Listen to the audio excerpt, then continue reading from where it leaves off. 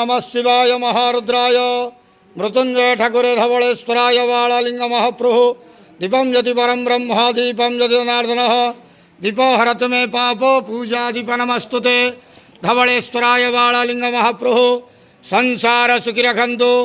आज ज्येष्ठ मासर शुभ शनिवार रे समस्त श्रद्धालु भक्त मानू स्त्रीपद करंतु मनस्कामना पूर्ण करंतु कर्मक्षेत्र उन्नति करंतु ग्रहरिष्ट खंडन करंतु जगतर मंगल करंतु विश्वर कल्याण करंतु आपणकर नाम प्रकाश करंतु सेवकर डाक श्रवण करंतु समस्त गुआवसा भक्त मानकर मनस्कामना पूर्ण करंतु जो जो भक्त माने आपण पाखरे मानसिक रखिछंती तांक मानसिक पूर्ण करंतु। हे बाबा धवलेश्वराय बालालिंगाय नमो नमः। संसार सुखी रखंतु आनंद गवार हरि बोलो। आज ज्येष्ठ मासर शुभ शनिवार रे समस्त श्रद्धालु भक्त मानू स्त्रीपद करंतु आनंद गवार हरि बोलो। प्रभो धवलेश्वराय बालालिंगाय नमो नमः।